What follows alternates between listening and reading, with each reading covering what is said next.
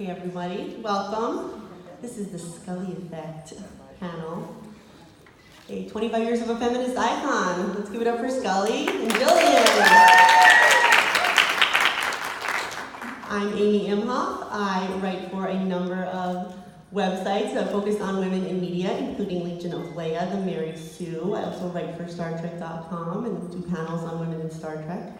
But today's all about Scully, my other love. I want everyone on the panel to introduce themselves. We have some really accomplished women with us today. Let's start here at the end with Kenyatta and work our way down. Introduce yourself. Oh, my name is Kenyatta Tucker. I'm from DC. Yeah, get a little closer. My name is Kenyatta Tucker. I'm from DC. And what do you do? I work for the government and I do have a clearance, so I can tell you what I do. I will kill you, so I can show you. All right, you're up, Taylor. I am Taylor Baltimore. I am from Virginia, and I have, still working on that. I'm an executive for a large cosmetics company.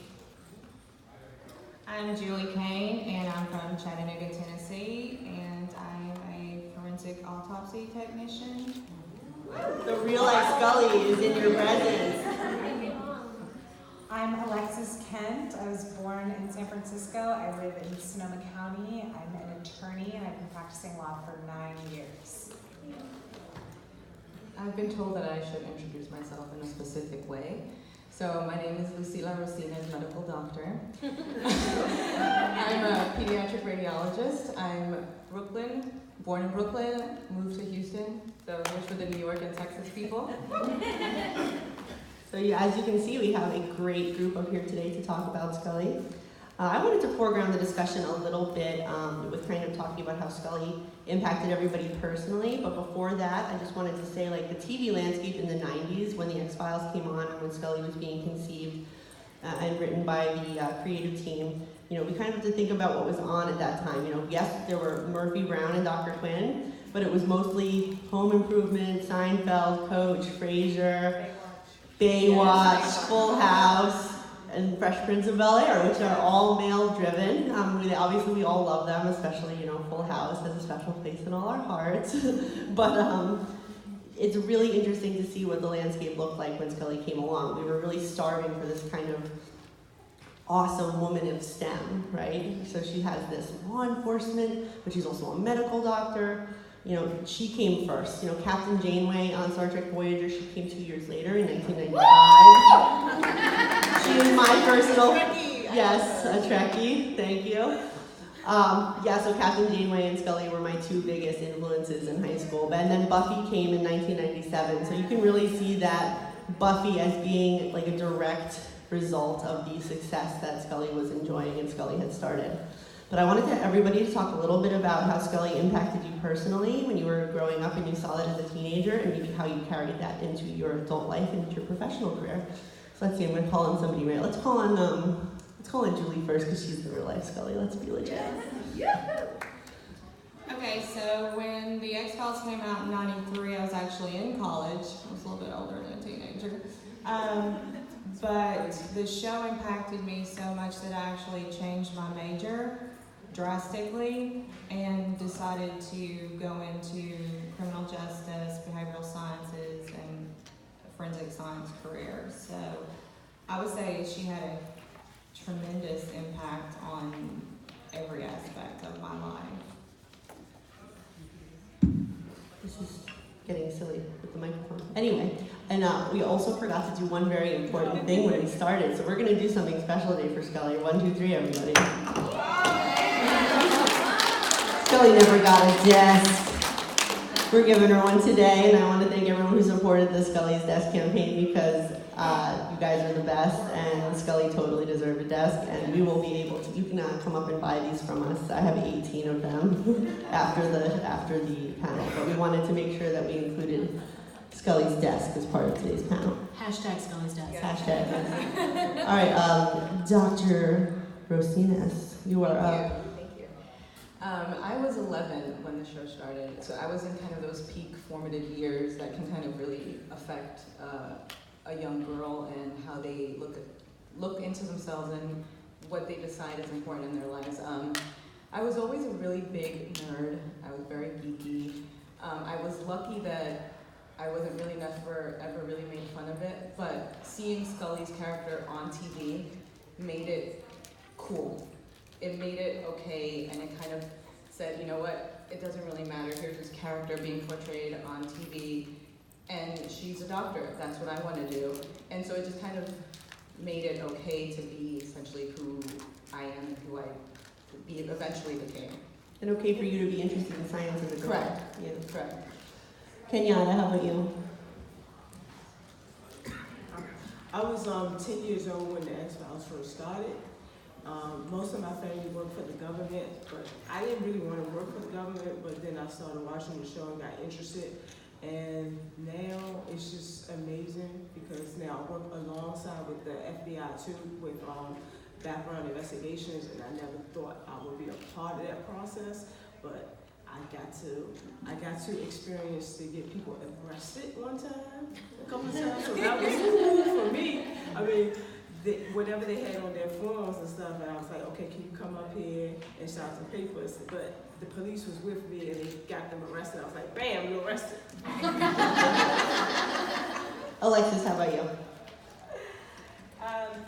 I always related to her character as someone who, like me, was very logical thinker, someone who demanded proof for things before signing on. I'm not really a mystical or faith-based person, although of course I identified and was interested in many of Mulder's theories and wild goose chases, but like Scully, I need to see the proof in front of me before I can sign on to something.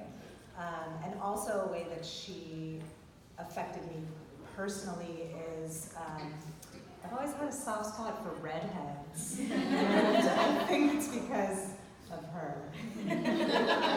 Taylor, you're up. I'm looking at you, Taylor. Yeah, you're up.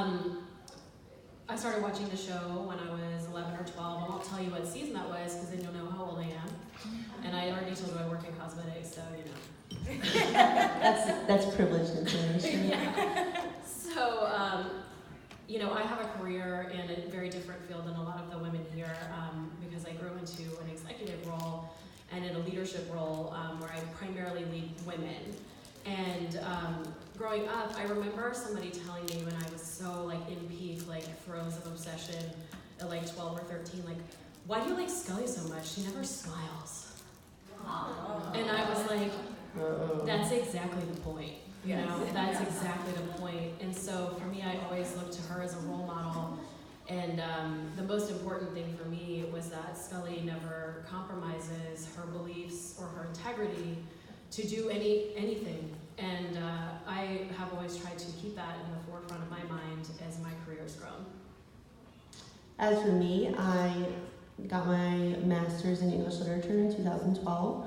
I've been working in tech writing for a very long time, and I also had the opportunity to teach college freshmen, which I found very empowering last year, especially some of the young women. I made sure to include a lot of feminist essays, Roxanne Gay, that kind of thing. And I've always been very, very interested in how women are behaving in stories and how they have been written by men for so long that, we're finally incorporating these women into the literature canon. We're incorporating writers, we're The Color Purple, all these great female writers have just been left behind in the canon, or we're going under male names because they had to get published back in, my thesis is on feminist agency in romantic poetry, and that's all male writers. But they're writing about women. Tennyson wrote about the Lady of Shalott, and that poem is beautiful, but it is not feminist. She sees Lancelot, and she immediately goes into her boat to die. And the storytelling aspect of it has always been something that I've loved, how you write women, how you write good, complex women that go beyond the term strong female character and are fully realized and are fully developed. And Scully didn't always get that full development, but Gillian was able to kind of speak her mind and become this awesome feminist icon that she is today, I think because of the way Scully paved the way for these amazing female characters that we now talk about and write about and champion, and, you know, Daenerys in Game of Thrones, you know, she's lighting shit up, literally. And yes, those books predate the X-Files, but I don't think the audience, the television viewing audience, would have been ready for a Game of Thrones if not for something like the X-Files, which is where serialized binge watching kind of started. TV was very episodic before X-Files. But if you miss an episode of the X-Files, you're like, oh no, I'm not caught up. I have to find out what happened, what I missed. And it used to be like very like night court, you know, very Homicide: Life on the Street. Like all episodes were in like a little bottle, you know. And Scully broke out of that, and then, you know, some of the really amazing Scully moments, which I'd like you all to talk about, some of your favorite Scully moments, you know, kind of allowed her to break the mold. And I want to hear what everybody has to say. So let's start with Alexis. On my favorite Scully moment? Your favorite Scully moment. So the first show in general that pops to mind is Never Again.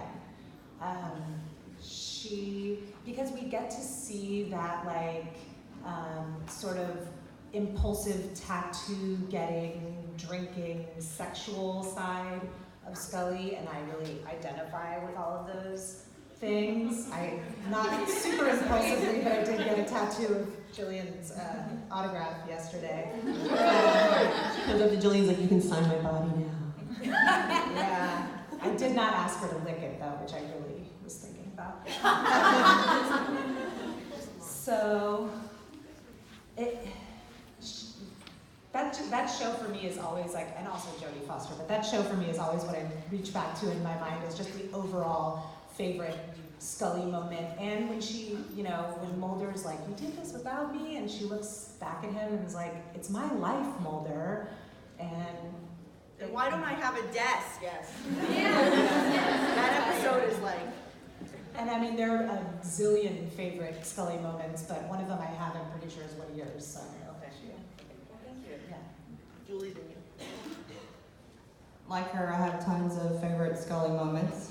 One of them that sticks out in my mind, just because I work in a very male-dominated profession, is when she goes to do the autopsy and the doctor's like, oh, you're a medical doctor? And she's like, do you have a problem with that? Yes. I thought, you know, Scully, That's like she was being very reserved, and, you know, she lets it fly later on in other seasons, and like, I think we discussed earlier, but she's slapping pimps around and stuff, so that was another favorite moment. I think she did that again when they were in the woods in the most recent with Mr. Chuckleteeth. Yeah. Oh yeah. They were like, With the little. the police officer was, as usual, Swanton law enforcement on the X-Files, just a little bit stupid, a little bit behind the times. And he's like, you? And Mulder's like, yeah, her. Listen to her. Yeah, she's the smartest person in the room, you know, that's what Mulder's always like, defaulting to her. She's the smart one. Who needs Google when you have Dana Scully? I took it out of my mouth. That was right there. Lucy. Okay, so I just have to say, Jules, you have no idea how many times that has happened to me, where people are like, you're the doctor, and it just boggles my mind. I'd have to say, I have two favorite Scully moments. I hope I'm not taking it away from anybody else. The first one is always, we were just talking about it before, you know, in Fight the Future, where she literally goes like, you know, get on the phone and make it happen. She took control of that situation and was like, I'm gonna tell you what to do, I don't want any BS, and get it done. And how many of us would actually be that calm and collected if there was a bomb that could level a city block like 20 feet away from us? My other favorite moment was when Jules was saying how when she was arresting the pimp and he was like back talking to her and she was just like, shut your mouth. Yeah. That's up to me. And to follow up to what Jules and Lucy are saying, like, it's 2018, and I can't tell you how often, I don't go to court as much anymore, thankfully, And I'm in Sonoma County, even though it's only 50 miles north of San Francisco, it's a little bit rural. I was going to check, when you go to court, you go up and check in with the clerk or the reporter, give them your card and tell them what you're appearing on. 5 people in front of me, all men, don't get stopped. I'm in a suit, I have a file, and the bailiff puts his arm out and stops me and said, "Miss, do you belong here?" And I said, I hate that crap. "Are you asking me that because I'm a woman?" And he said, "Yeah, I am." And I said, "Yes, I belong here. Do you?" Kenyatta. I would have to say all things, because you see Yes. you see this different side of Scully and her previous relationship with a married guy, and I found myself kind of in that situation similar to her. The guy was kind of engaged and we was flirting back and forth, but I was like, I could see myself with him, but not. But I was like, he was with another person, but I kind of relate for that because, like, wow. Scully is like us. With a married guy, Exactly. and I was kind of going with an engaged guy. I was And like, Gillian wrote that episode. yeah. You know, it So I takes, thought that was sometimes takes a interesting. woman to write, and so few women. You can count on one hand how many women wrote the X-Files. You have anything you want to keep going, Kenyatta? I will also have to say 3 of a kind because I like the comedy view of her acting of that. You've never seen her real funny. Yes. I wrote 3 different scenarios down because I knew somebody would pick at least one of my top 3. But her screaming at Luther Lee Boggs in That's mine. Beyond the That's Sea mine. is for Gas me, you out of it's- this life for good, you son of a bitch. Yeah, and it's so early in this season. It's so early in the series, this episode, and you see like this, like Dana Scully, Gillian Anderson powerhouse performance in this episode, where she's like dealing with the emotion of her father passing away, and then also the potential of Mulder being like very critically injured, and she will do anything to make sure that she saves him, and it is. Still, when I watch it, I get chills because it's so real, and both of the actors are so fantastic in that scene, and I think that's a huge credit to both of them. But it is, for me, like when I think of Scully, I think of that moment. That is also one of my top. I would also have to say, so let's actually praise season 11 slightly before the next topic of Takedown. But this, the second episode of season 11 by Glenn Morgan, who also wrote when the episode where Scully's mom passed away. If you notice in the conversation on the log after they scatter her mother's ashes, Mulder doesn't say anything. It is a scene where Mulder does not speak. That is very unusual.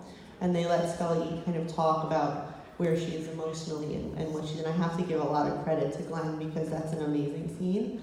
And credit to both David and Gillian, and also to David because actors have egos. Yeah. And he really just supported her in that scene. He sat there and was supportive and let her speak. And if you hear like things about how male stars who are the lead are like, I want more lines and I should be saying this, and then they just give it to them because they asked. And that was a credit to David. I think that he was able to support her, but obviously Gillian is just a ninja when it comes to that kind of emotional. Like she's so restrained so much of the time, but when she does have that emotional moment, we're all just sobbing. Yeah. Yeah, we're very in need of that kind of feeling, and in this, obviously, she's sliding under the table, shooting bad guys, kicking ass, and when she's I love when she's sleeping in the bar and the bartender puts the beers down and she's like ready to shoot somebody, and it's like she's just always on, and that's fantastic. And in RM9. Etc. Written by 2 women, the first 2 women to write Scully in almost 20 years, Kristen Cloak Morgan and Shannon Hamlin, who had the very lovely pleasure of interviewing.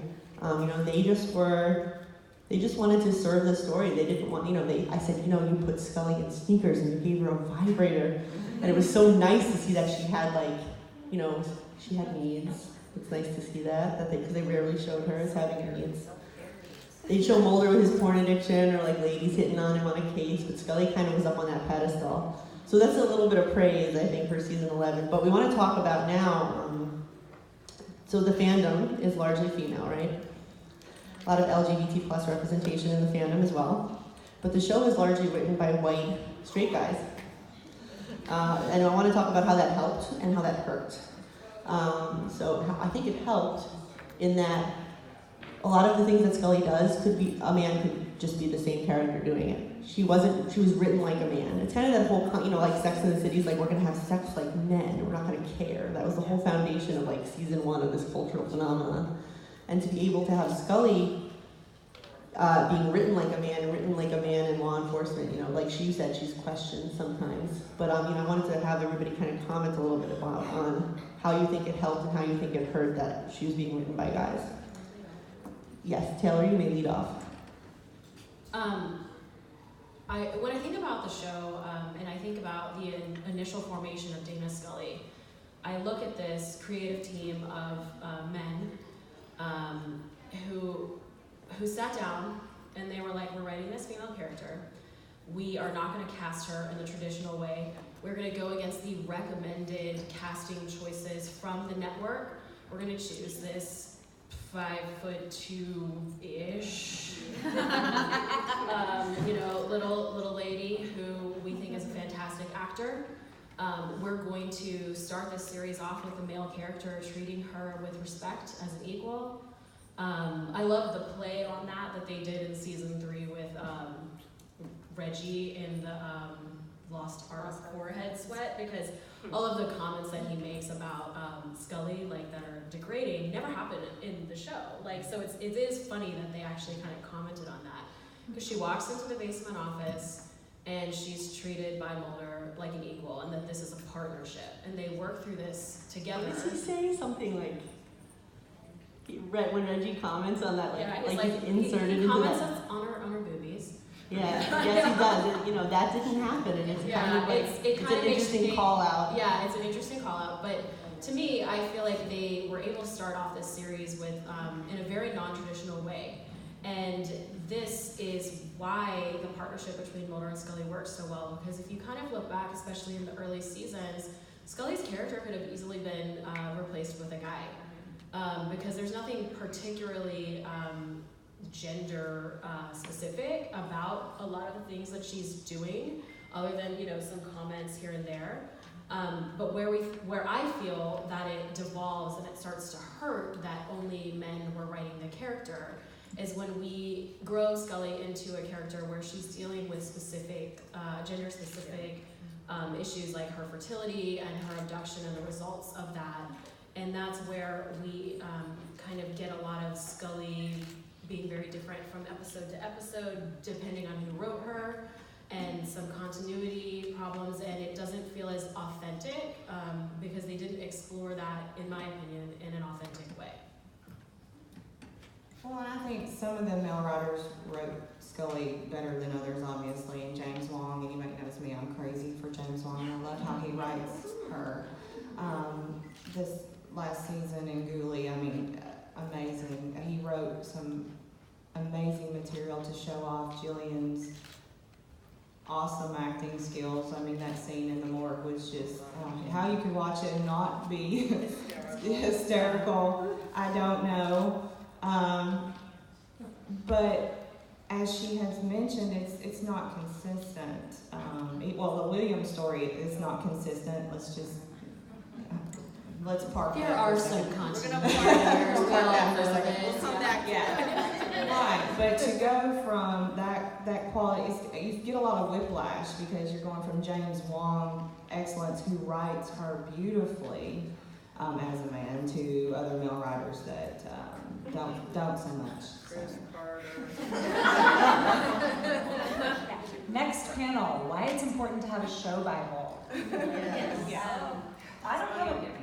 I don't have a problem with men, especially men like James Wong, writing women characters, but ask women, and the biggest problem for me is in season 11 in +1, as someone who tried to get pregnant with a partner in late 30s, talking about having a baby naturally in the future when you're in your 50s just is really it seems tone deaf and I offensive. know we to me. love that they had sex, and she says Mulder come back to bed, which was like the best thing I've heard Scully say ever. But the dialogue in that episode is truly heinous. Like, she's like, Mulder, do I look old? Yeah. And you're just like, this is the line you chose to have come out of this woman's Like, mouth? no, you're aging backwards. Shut up. She looks amazing. Wait, I got stuck in that moment. I have to remember what we were talking about. How men rank Scully versus why that's a good thing and why it's a bad thing. So I'd like to sort of piggyback off of a few things that have already been said. So what Taylor mentioned 2 points that I think were really important. The fact that they wrote her as this non-traditional character is a plus. You know, obviously that was another thing. You know, she didn't look like the typical female character in the other shows that, you know, Amy mentioned in the beginning that were around in the early 90s. And I'm very grateful for the fact that, you know, Gillian was cast as that role for many reasons. And then the other part I think that Taylor also mentioned that was important is that they wrote Mulder as being a supportive male partner for her. And I think that was important because there were many opportunities where maybe he could have turned her down or kind of diminished her role. And like you mentioned, they literally were equal. He saw her as an equal partner from the beginning. And that I think was highly necessary in building up Scully for us and in the show. We've all mentioned where it starts to go downhill, and I think that the main thing, honestly, is this obsession with her reproductive abilities. I'm barren. Who says that? You know, so I think that one. Yeah. Women don't say that. Yeah, in Victorian England. Right. Victorian English. So that for me was one of the big things where I feel like they really, the white male writers just did not. They started to portray her as being obsessed with this traditional family life that she wanted, and that did not really jive with what the Scully we knew for 6 to 7 seasons. You know, and I think Gillian said in an interview back, you know, in seasons 8 and 9, if they make me cry one more time. Yeah, Like, she did say that. Scully was not a crier ever until then, and then Kenyatta. Yeah, I see that a lot in the government because I work with a lot of males, and then there's a few females, and then if I do something super, it's like it don't get recognized. So I can understand how that the partnership between Mulder and Scully, they were being equal. I never really see that in the government, and I thought that was amazing to see on television. But sometimes you got to push your way through the mark. But she influenced me to push my way to the mark. But I like how they wrote her where she wouldn't back down. She just stood her ground. Mm-hmm. Yeah. Yeah, and I think the big mood, as one of my readers called it, was that I said when I was so angry after the finale, and I thought, you know, how could Chris Carter do this to Scully? I mean, they threw her in the trash in the previous episode, if that's not an analogy for seasons 10 and 11. Plus, the only cool stuff she got to do in those 2 seasons turned out to not be real. It turned out to be, she didn't get to like science it up, except for that episode. She didn't do a single autopsy in season 11. She didn't do her job in season 11. No. I mean, and I have a big problem with Familiar in that there's 10 names in the Chris Carter name generator. And there was a little blonde girl named Emily who died in Familiar, and Scully turns to Mulder and goes, "Are you okay?" What? Is he okay? like how would him say turning to her and say, "Are you okay?" Maybe they don't remember the show, but we do. We remember, like Alexis said, next panel, why you need a show Bible. Yeah. But there was a woman, the scorned woman in Familiar, her name was Diana. Yep. There was a Melvin Frohicke. I'm really into recycling. Recycling, yeah. Well, I think David made this hilarious comment that at the panel at New York Comic Con, if it ends on a cliffhanger, you're going to be like, "Hi, my name's Agent Cliff Hanger." It's like so obvious, and I think as a writer, and David is a very good writer if you've read his books.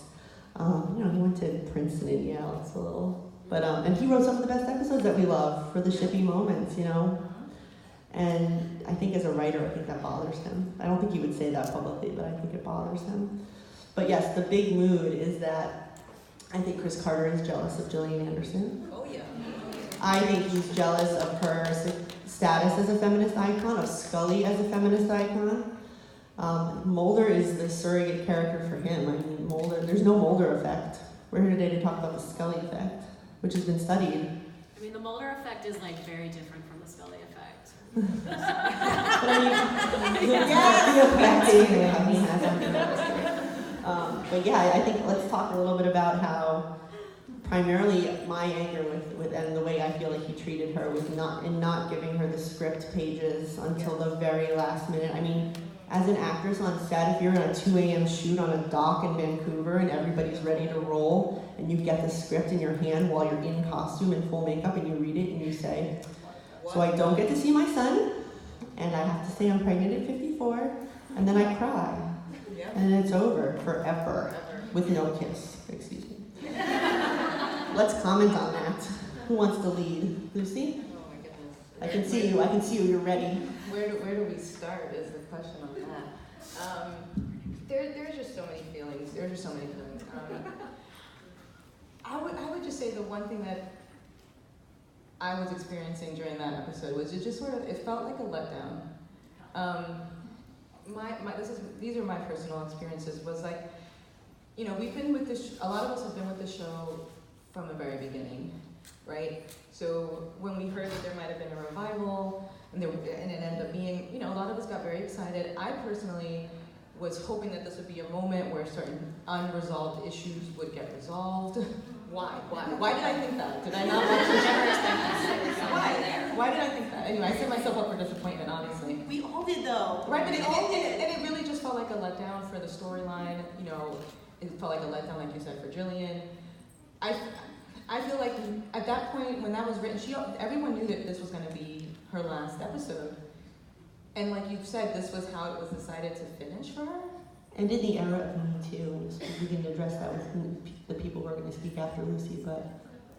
That's it, sorry. Oh, okay. Julie. Yeah, I just think Okay, group hug. yeah, it's very tone deaf.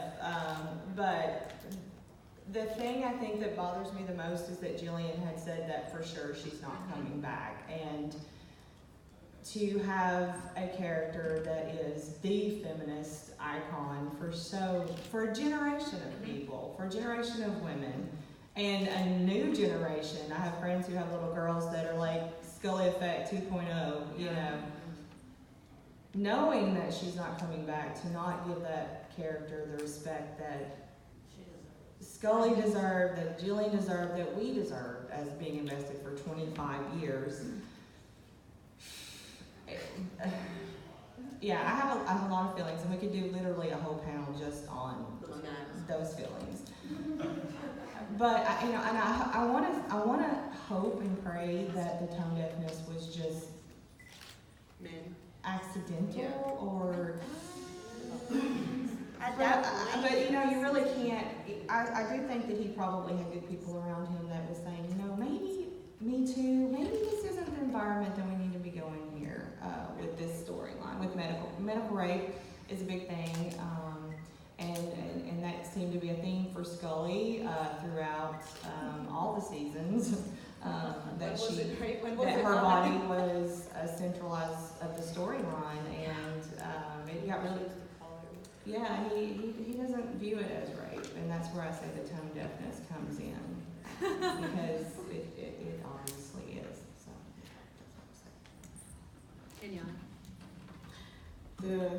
The season finale, they could have honored her better than what they did. I don't think they necessarily had to make her pregnant, but she could have just accepted the fact that William was probably an experiment, but she was his mother, and just she thought about him throughout all the time when she gave him up. I mean, it's like they disregard him, like she didn't have no type of feelings. Yeah. And I just thought, I mean, they could have just, even if he did vanish, they could have just made her say, well, I, brought him to life, and at least he was safe. And the fact that she's not coming back, they could at least made it a better reunion with all three of them, I think. A reunion. Alexis has something to say. So, and we talked about this a lot last night, that the moment Scully should have gotten, Mulder got, putting his arms around William and looking him in the face and saying, I'm here to protect you, you're my son. And just, it was one of the worst episodes of television I've ever seen. Especially as someone so invested, you know, like 15 years old, like Gillian Anderson and Son David posters all over my walls. And not just, it wasn't bad just for Scully, but it was real bad for Scully. I mean, it was shit for Reyes and Skinner. The way he went out was like, I would like to mention something that really upset me was that, well, if you're gonna make the CSM have medically raped her, at least give us the courtesy of seeing Skinner tell her and then seeing her react. The sound just fell out. They took her voice in that scene from her. I agree, and I feel like one of the problems that I have, especially with it, and I have a lot of problems with the plot lines from season 11, which I've been very vocal about, but the medical rape plot, okay, that's what you want to do it, whatever, you're the writers, I respect that. But to never address it emotionally and to have Scully never really react to it, to have them, why can they not share this moment together? Because, you know, Mulder and Scully don't have a lot of nice things in their life, you know, but William was the one nice thing that they had, and it was taken away from them, and we never got really to see an authentic reaction to how they felt about that. And so it's the lack of acknowledgement that this was a major choice. You know, you're retconning the canon of the show, you're completely changing the emotional ramifications of all of seasons 8, 9, the movie, and season 10. So why can we not At least talk get that. about it? We got a new baby now. Yeah, that's exactly Yeah. that's how it felt. That's Really? exactly how it felt. Yeah, like, oh, we're just giving you a new baby to write fanfic about instead of writing a good end to the show. Oh, there's my transition. Let's talk a little bit about fanfic. Why is fanfic so much better to Scully? Why? Is that because it's all written by women? Raise your hand if you like a little fanfiction. Thank God for the fanfic writers. Thank you, all of Thank you. you. Thank you. This is the public on internet. Thank you. But let's talk about why she's so fully realized and she's not just a frigid ice queen. Taylor, I think you're the biggest fanfic writer. Let I'm Taylor go. I'm a fanfic connoisseur. I think that what it comes down to is, and I don't write fanfic, just to be clear, I'm just a reader. Because we're seeing what we don't see on screen, and I think that most of the fanfiction writers are women, and so they are able to write Scully from a perspective that we don't ever get to see on the show. And you know, of course, we all know that a lot of fanfiction is silly, and a lot of it's just dirty. Set in a Chili's. Yeah, set in a Chili's with a pink fuzzy top, which, God, that was the best moment of my life yesterday. But the truth of the matter is that there's some fanfics out there, there are fanfiction writers writing today that I think have written better episodes of the show than have ever existed on the show, and I really appreciate them because it helps me, these characters were not able to necessarily thresh out all their emotions, and so it helps me to deal with that a little bit because I like them and I want to see more of them. And I was saying this in the car on the way over this morning, one of my favorites, Sarah Jane, a good woman. She wrote a story called The Great Outdoors. And there is a cryptid, a Bigfoot type or, a swamp monster type called the Raven Mocker. And if you don't know what that is, you should look it up because that would have been an incredible monster to be in an episode and just have them chasing this monster because it can transform into look a woman. It was just, and I was scared when I read the thing, it was a good moment of feeling scared. because you don't get that from the X-Files as much, now that, especially now that you're older, you're not as scary. But that Mr. Chuckleteeth mask was pretty scary. Having read all these fan fictions written by women, I just have a very hard time believing that there aren't fantastic female screenwriters out there Who are that could dying have to get their written a hands show on that would Scully. have killed to write an episode of And of who the wrote show. them? His assistant who didn't realize Emily was a person. Yeah. I'll keep it a little bit short because I think we all have similar feelings about fanfic. And in about 5 minutes we're gonna do questions, so get ready. I really enjoy fanfic because I feel like it, like Taylor said, it gives us what we craved, what we were thirsty for, what we needed. I think the women writers do a good job because I think we understand each other best. We sort of know what, what we're feeling, and it sort of fleshes out Scully so much more. As a character, we see a lot of different sides of her that I wish we would have seen on the show. Yeah, just to go back to Never Again, I haven't indulged in fanfic as much as these ladies have, but seeing Scully's face when she's getting that tattoo and seeing that look on her face, I was like, oh yeah, I am kind of gay. It was a good, but for real, it was I wondered about my sexuality for a long time, and then seeing this woman that I so loved in that moment, I was like, What I love about fanfic is it's kind of like choose your own adventure. You can do case file fic, or the scary stuff, or smut. You can go back in time and hang out with, cavemen, whatever. And it's great. And the fact that it is written by women, and they do get Scully a lot better. You get in, and I like to see the different points of view, like women that write Mulder, how interesting. Fanfic Mulder is perfect. Yes. Giving lover. He's either perfect or he's really dopey. It's weird. Kenyatta. I wrote some fan fiction, but I don't publish it out there, and I write it from Scully's perspective because we never see her side of the story, and it's just so interesting as I'm writing from her perspective to learn kind of more about her. But one day I'll probably put it out there, but it's amazing to see. We want to read it. We've read worse, I guarantee it.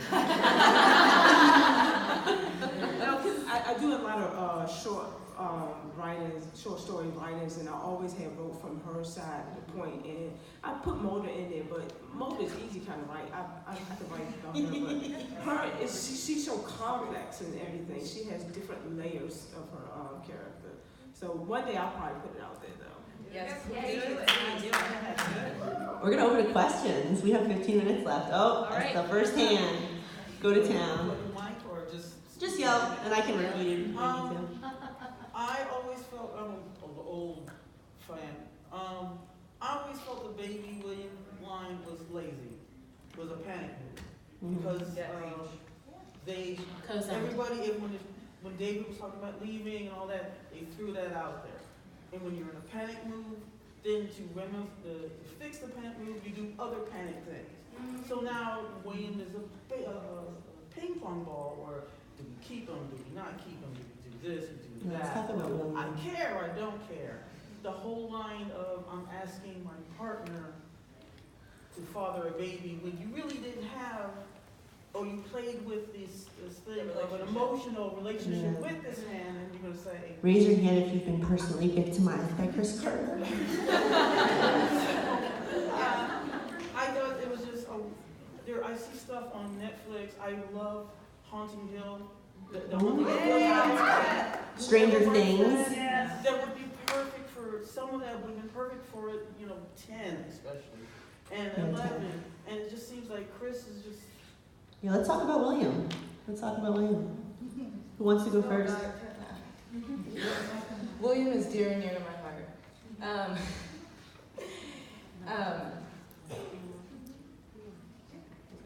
Okay, I'm sorry. I wasn't sure if it was about the William. I agree with the audience member who made the comment. It felt like William was also something that he knew was important to the fans, and what fans were emotionally I know I was so invested in that little baby. William was everybody's baby. And there was every opportunity. I was like, are they gonna see William? Where's William? Is he gonna come back? And then the other big point that you said, to piggyback on what we have also said, that we missed out, Taylor, on not seeing Scully have that moment with Mulder where she has to say that she had to give him up. Yeah. We see it a little bit, but then Skinner's like, it's okay. I mean, Mulder's like, it's okay, Skinner told me. Yeah, like he's No, like, it's not okay. Off screen, Skinner told me. Again. yeah, like these Robbing movies- her of her voice. Everything's off screen for her. Yeah. Go ahead. I hate when they comment like that, like for instance that, like, oh, Skinner told me. Well, I would like to see Skinner tell you that. Yeah, she just told me. Yeah, Right? but, I mean either way, but like I hate when they comment about something that happened off screen that's like really important, and then we're just supposed to fill And we in get the gaps. nonsense between the two of them, like you're like, this is what you're talking about. Oh, you're gonna go meet another man at 50 something while I'm laying in bed spooning you. Another man, you might meet someone else. I don't know. like, anyway. Okay, Kenyatta. Oh, we have a question. We have another Another question. question? Yeah, there. Is anybody else upset about the other female lead on The X-Files? Yes. Yes. She was a very crucial part of season 9. She delivered William with her own two hands. She was Scully's bitch. Let's be honest. Season 11, she's driving. Cigarette smoking man around. She had no lines. That's how they treated her. That's how, it was And now horrible. it's actress back. Lucy, please read everybody your shirt. Thank you, Jules designed it, Reyes And Scully. Reyes deserved better. My one question was, why couldn't it have just been Reyes and Scully? Why did we need Doggett? I don't know. I don't think we did. No, not to hate on him, but I'm just saying that was another place where we had another male partner, right? It could have easily have been Reyes and Scully, tag teaming it. Yeah, I would have loved to see the two women being in charge of the X-Files. Doing what? Just not everyone is a dog and hater. I made them watch scenes from 4D and Audrey Paley last night to try to get them on They the did. Doggett and Reyes She did. bandwagon. I really agree with you that Monica Reyes was treated very poorly, and not only from like Scully, she calls Scully and she's like, you might remember me. Like, hello? I'm I child. I sang you a whale really song. having this conversation right now, so aside from the fact that I think the plot line of her turning to the dark side is completely disingenuous. I don't believe that for a second about her. But then, we're supposed to pretend that Scully's not gonna remember the woman who delivered her baby and was like her BFF while Mulder was abducted and gone. It's bizarre. It's just poor, it's lazy writing. So justice for Annabelle. Yes. Oh yeah, I totally agree. Oh, go ahead. Wait, do you want to? Okay. Well, I'm gonna comment. I was just gonna say, in this last season, we're supposed to fill in a lot of blanks. I'm so tired of filling it I out. don't believe that Reyes' character was bad, but we never really got a whole lot of clarification. She just kind of panicked at the last minute and all this stuff. It's just, and so I do feel like with William and with Reyes and all that we really were left with trying to, on our own, try to just fill in the blanks, and it's just lazy writing. Before I go to your question, have you guys read the comics? Yeah. You should all read the comics, especially the ones written by Joe Harris. Yeah. Joe Harris, check him out. If you don't follow him on Twitter, but he also is Follow Joe. He's on a lot of cons, and we love his seasons 10 and 11. He made the bad guy Gibson Praise, which was really, really well done. Gibson can be a formidable bad guy. He has these powers. I think they made him better as a bad guy than the CSM. You don't need to make Monica bad. Yeah. You don't need to make Monica bad. Why would you make the only other woman that has ever supported Scully in the show bad? Because we can't have nice things. That's right. So I think with great success comes great responsibility, and I really would like to comment in saying, before I ask my question, that I think Chris Carter really disrespected not only Dana Scully as well as Monica Reyes, as well as the two actresses that portrayed that, but all of the women affected by the Scully Effect. Agreed. That's why I asked Gillian that question yesterday in the panel. And I guess what I've experienced is that I would be fine with giving respect back to Chris Carter at this moment in time if he was willing to acknowledge that he made a mistake and he disrespected us. Yes. And I would really encourage women, if you want to speak to me after, I think that we should be vocal about this and get on there for like Fox and to Chris to let them know that we're upset. But going to that is about the Me Too movement and kind of how women in this country are really extra, experiencing their voices and speaking up and speaking out. I have recently experienced something within the fandom of men saying that Chris deserves our respect regardless. Raise your hand if you get a troll every time you post about Scully. So I'm wondering if you guys can just comment on Scully and Me Too. Everybody go. You can respect Chris Carter for creating a series that you love and also recognize that he's done some subpar things with the characters. And I don't think that you have to be 100% on board with everything about a franchise that you love to be a fan. And to say that you have to is ridiculous. Critical thought is because we care so much is why we're upset. Yeah. We love this thing. And to have it, especially in 2018, like you said. Julie, Kenyatta, you guys go. Go ahead. Yeah, I don't think Chris Carter really understands the effect the Scully Effect had on us, because he doesn't probably see it from our point of view. So, but I respect for him to create the character, but we just gotta let him know that Scully was the shit. That's right. She was badass. But I don't think he really understands the effect that some of these girls had, because when I was like 10 and I saw her, I was like, I never saw that before.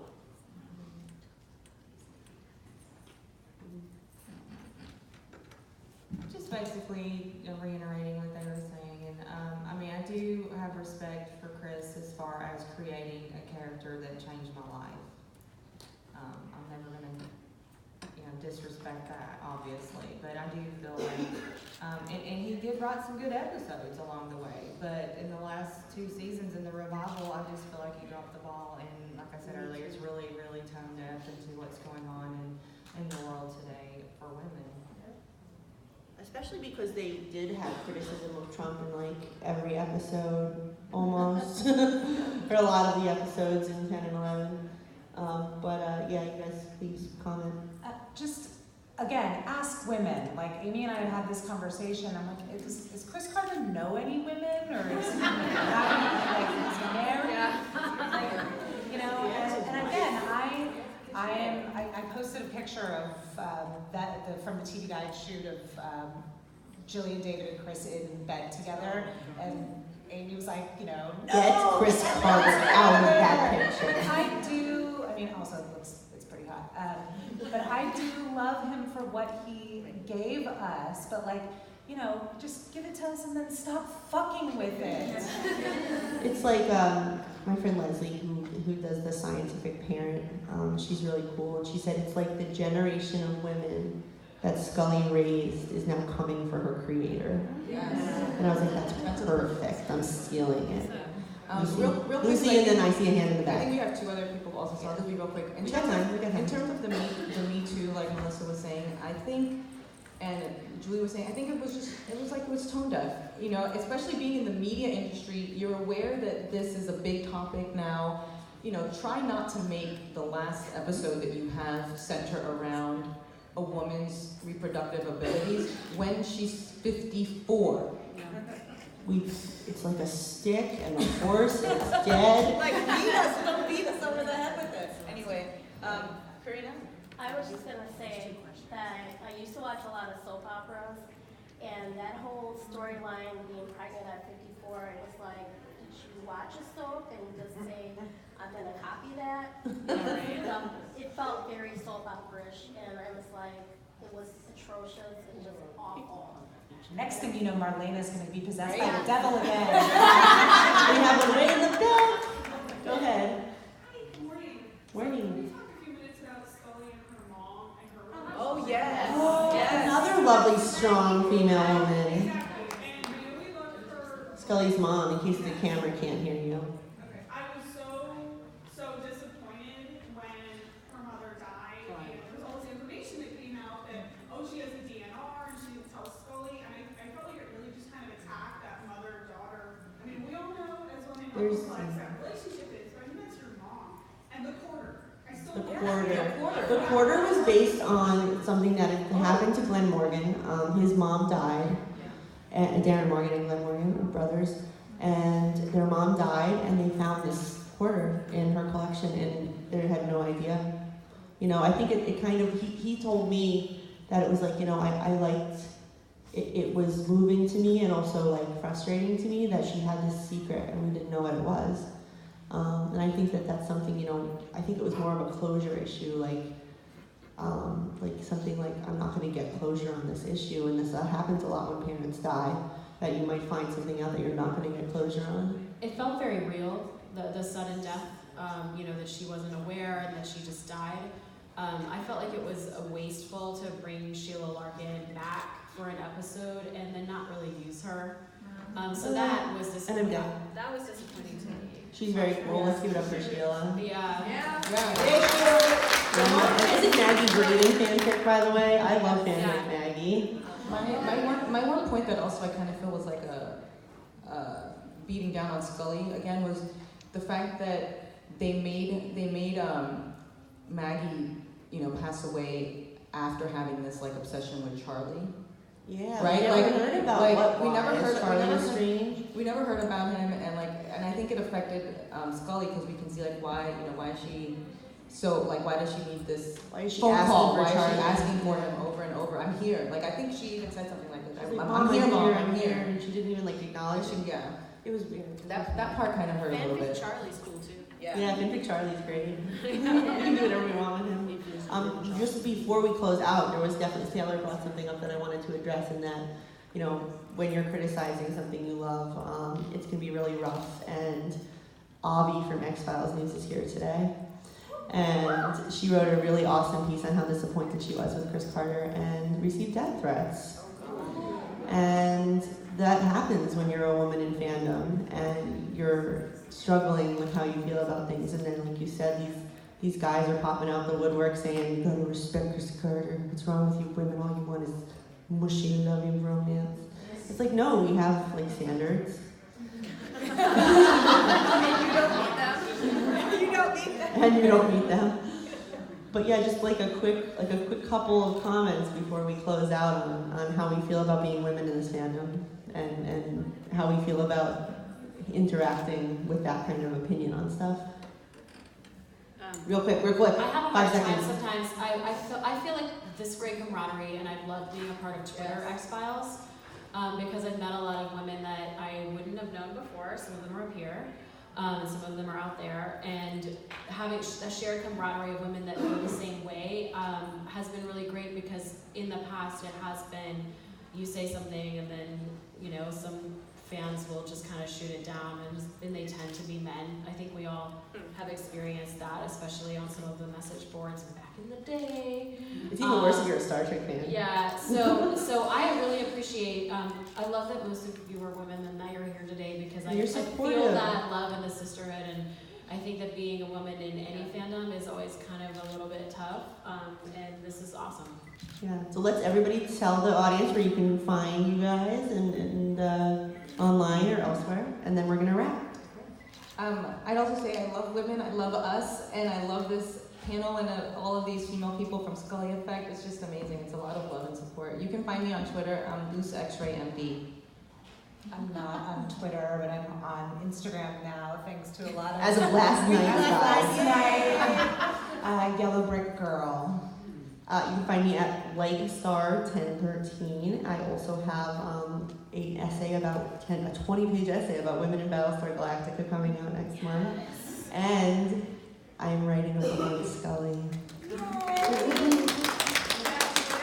Twitter accounts? LikeStar1013. Is it Twitter? Yeah, Twitter, Instagram, everywhere. You can find me on Twitter at Julie H. Cain. You can search for my name, Taylor Baltimore, and it'll pop up. There's nobody else, but my Twitter handle is m_t_Baltimore, and my Instagram is DumblePug. Because her pug's name is Albus and he's so cute. I'm on Twitter, Instagram, Facebook as Kenyatta Tucker, and my handle name is ThatGirlFX. Yay. All right, thank you so much for being with us today. You guys are awesome. And if you want a name plate for $15, we will be in the hallway. Thank you again.